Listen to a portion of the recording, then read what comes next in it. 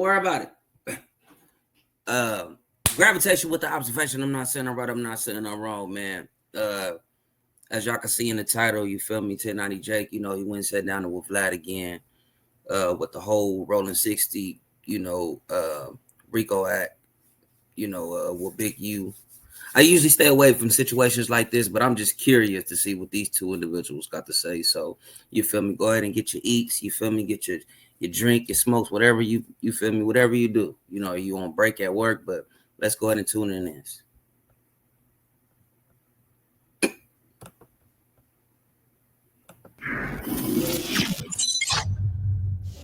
Well, Big U and the whole Rolling 60s Rico situation. Debo. Yeah, something else funny is we had posted this. We had interviewed Debo from Friday, and he said that he based his character on Big U. Yeah. I told you, I pulled that from Big U. I used him as my background of what I wanted this check to be perceived. Because the whole thing about how bad this guy was is when I asked you to pull the gun on him. He said, "What you gonna do with that?" Besides, make me mad. That was cold blood. That was it for me. Yeah. Yeah, I seen the clip of Big U saying that same thing too. Yeah, it's true. Yeah. It's a true story. And look, I just want to say, I'm gonna be real, bro. And I can't dispute. Come on, bro. First of all, rest in peace, Tiny Lister, bro. Tiny Lister, rest in peace to, you feel me, Compton native, Zeus. I'm not disputing what he's saying, and I know that, like they said, that Big U even said it themselves, and I know they have a relationship with DJ Pooh, but DJ Pooh said this out of his own mouth that character was portrayed like where he snatched that character from. You feel me? That idea was somebody in his area. You feel me? From his neighborhood. I'm not sure if it was from Watergate or from 111. I can't remember his name, and this is the writer himself. I'm talking about DJ Pooh. You know what I'm saying? I'm not necessarily saying that they lying, but I'm just saying when I heard from DJ Pooh is that's where he got that character from. You feel me? But Vlad, I know he gonna put it on. You feel me? Like, hey, nah, this it's from Big U. But hey, I digress. But I'm just saying I heard that from DJ Pooh. Let's go. Say this before we start.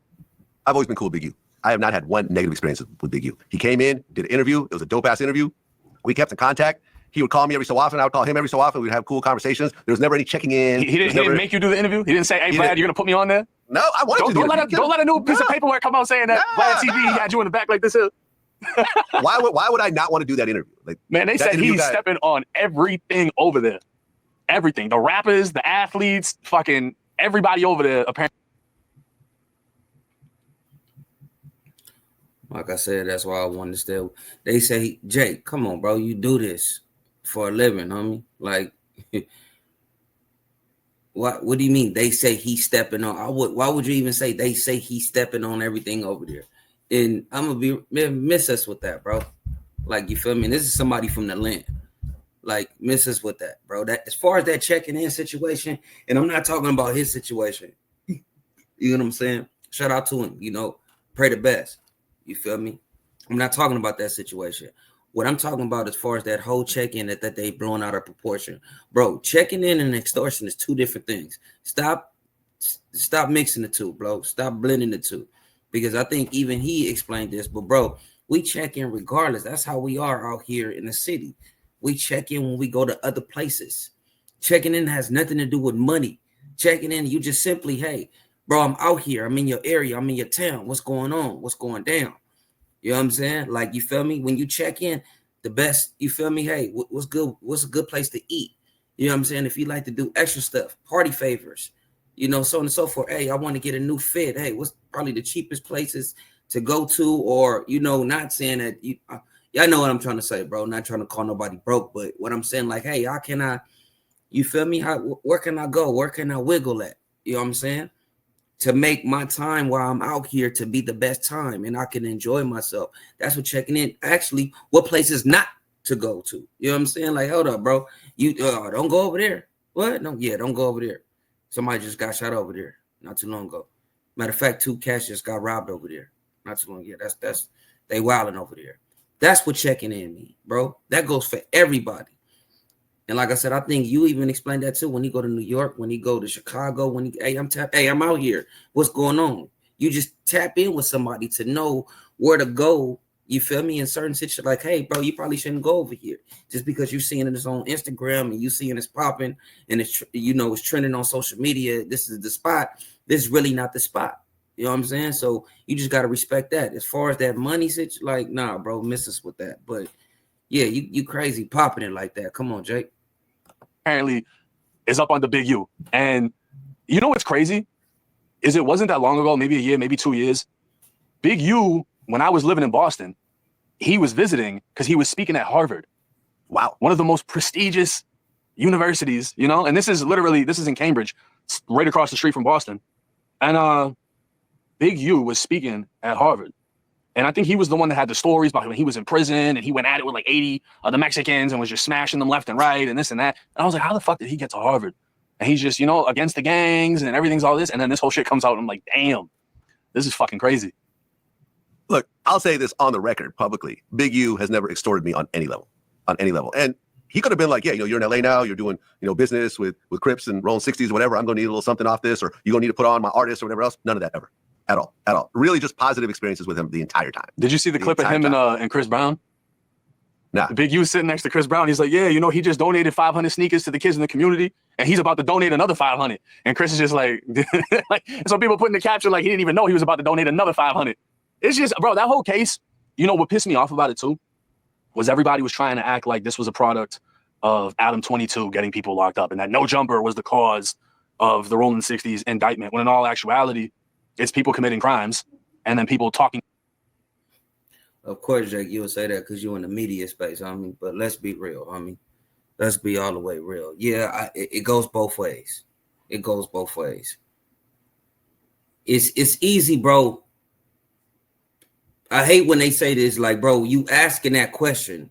You feel me? You're dumb enough to answer it. First of all, why are you asking the question?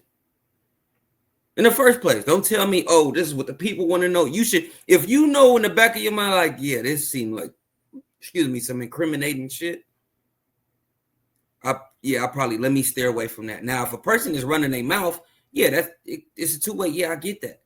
But if you really know how this goes down, then you will be like, nah, I'm gonna steer away from that, because you can't say that. Oh, I'm not really so much blaming on Adam, but at the same time, bro, Adam in every other, I think, not Vlad, but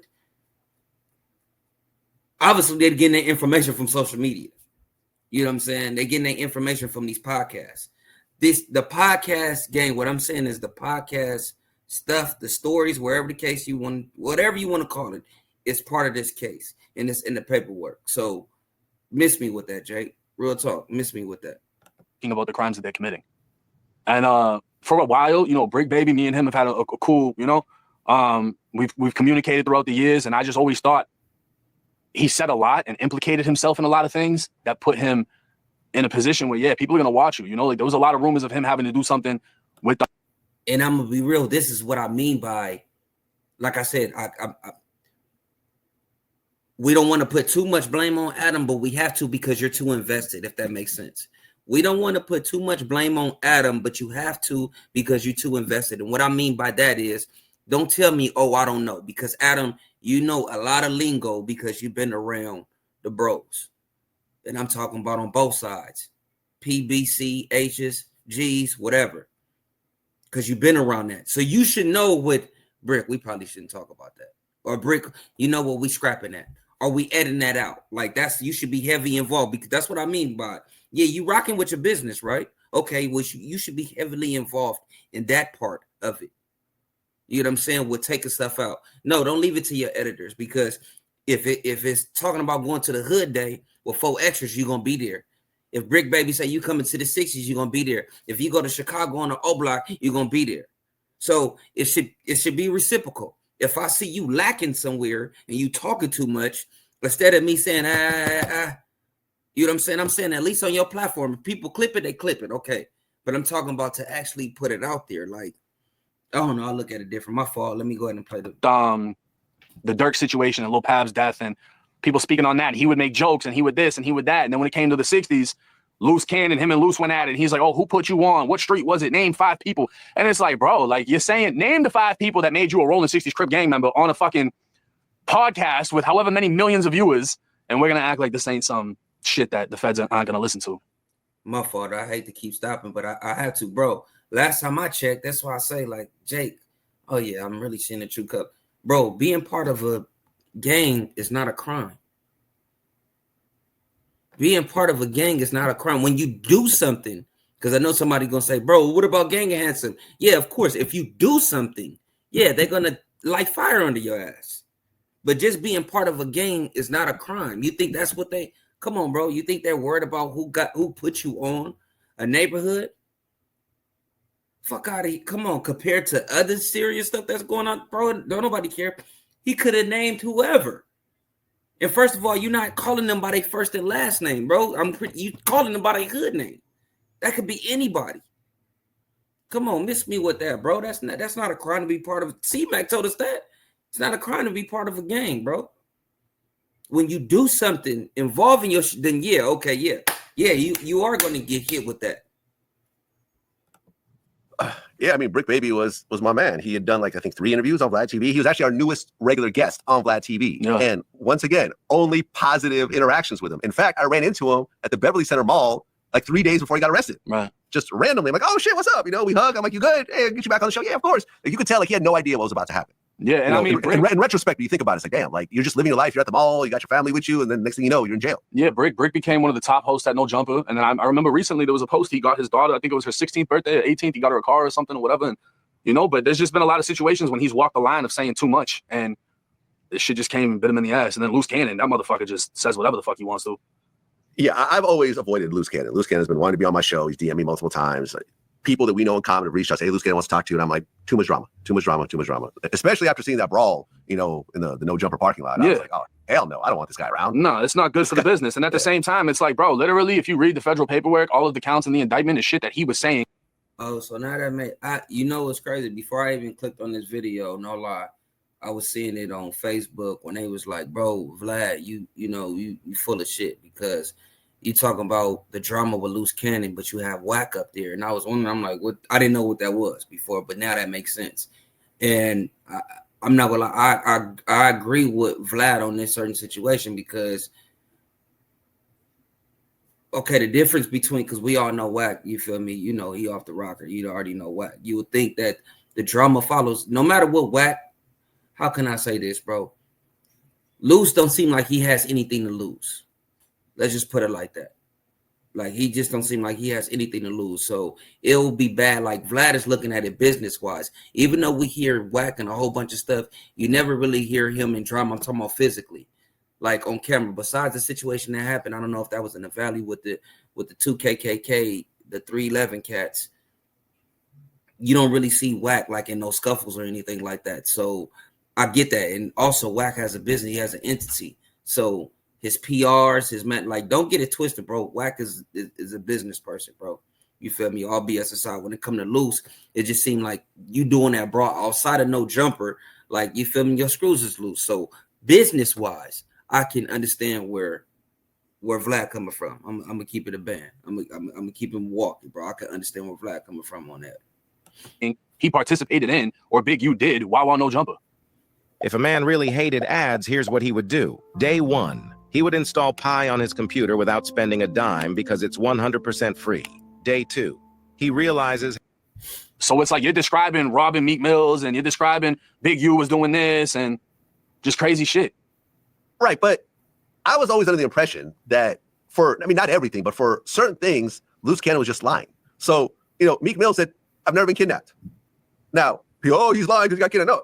No, it kind of seems sincere. It's like, yo, I've never been kidnapped. If you really think about it, someone who's as big as Meek Mill and all he wants 50,000 seems like you can get a little more from Meek Mill if you're really kidnapping this guy. I'm just saying. You might be able to get 500,000 from a Meek Mill kidnapping. Well, it would be insane to think that dude created up a whole bunch of bullshit stories and then got indicted over it. Right. You know, because the problem I always had with Loose was that when he went on No Jumper and he said, oh, Big U backdoor Nipsey Hussle. Like, he knew that Nipsey was going to get killed by Eric Holder and he let it happen. And I'm like, yo, this is just stupid. And I remember I called you. Like, I called Big U that day. I said, yo, I'm sorry you're going through this. Like, that was our conversation. If that conversation was being taped by the feds, I'm saying what I'm talking about right now on camera. And he apparently sent a cease and desist to No Jumper and Loose Cannon, and that was the reason the feds went to Adam 22's house, was they wanted to cease and desist to him or whatever evidence, whatever. Yeah. I mean, Loose Cannon, like I said, he also said that him and Big U were at the Roscoe's when PNB Rock got killed. It's like, really? Like this? I mean, there's actual video footage of the incident. You don't see them in there. Like, I've never heard this before until he said it. So I think a lot of the stuff was just, lies to get, moments to go viral with. Right. But now he's in jail. And I don't know, like, I'd heard he's like real viral now. yeah, he's going viral now. I mean, I heard some of the stuff is like, but I guess I haven't read through the paperwork carefully, but they're saying that some of the stuff he talked about in podcasts actually happened, and he's actually describing actual criminal events in conversations. But Big U has a 43-count indictment. So he's charged with RICO, 2 counts of conspiracy to interfere with commerce by robbery and extortion, the Hobbs Act, 1 count of Hobbs Act robbery, 9 counts of attempted Hobbs Act extortion, 5 counts of Hobbs Act extortion, 1 count of transportation of an individual in interstate commerce with the intent that the individual engaged in prostitution, the Mann Act, 15 counts of wire fraud, 5 counts of embezzlement, conversion and intentional misapplication of funds from an organization receiving federal funds, 1 count of bank fraud, 1 count of tax evasion, 2 counts of willful failure to file a tax return. And then there's all the other people that are being charged. And Loose Cannon and Brick Baby are 2 of them, but there's looks like maybe about 8 other people as well. If convicted, he's facing a statutory maximum of 20 years in prison just for the racketeering conspiracy count. The bank fraud is another 30 years. So you count it all up, and he's looking at life in prison. Especially, I think he's in his 50s at this point. Yeah. I mean, they got him tied into a murder where allegedly his DNA was found under the dude's skin. No. Let's clear that up, because if you watch the podcast where it was like me, Adam, Academics, Traplo Ross, Whack 100, and Remo, they went into this whole situation. Now, there was DNA that was found that was inconclusive, but it was inconclusive for Big U, but it ruled out the other person, the driver. They're saying it's definitely not the driver, but it's inconclusive for Big U. People are putting, Big U's DNA under the fingernails. Inconclusive. You go to trial, you tell the jury, inconclusive. They're not going to, that's reasonable doubt. Is he charged with that murder? Yes. Okay. Yes. Hold on a second. R.W. Yeah, so Big U's also accused of the 2021 murder of aspiring music artist R.W. R.W. signed to Unique Music, Big U's music label. Big U allegedly shot and killed R.W., who recorded a defamatory song about him. Big U then dragged the victim's body off Interstate 15 in Las Vegas and left it in a ditch, according to the paperwork. So I guess this guy was a rapper that Big U had signed, had done a diss record at the studio Big U had booked for him. I guess this is Marley Marl studio in Las Vegas. And I guess what they're saying is once Big U found out about it, he showed up and he killed him. I hope that's not true. I mean, to kill someone over a diss song is insane. Yeah. Especially when you're someone as, at the age of a Big U and as established as he is. And, you would think that he would have somebody that he could have do that for him instead of him doing that himself. But you can't put nothing past nobody. So at the end of the day, bro, like, yeah, you can be like he's in his 50s, but if you go to the feds, all the gang leaders are in their 50s and 60s. All the biggest names are that old.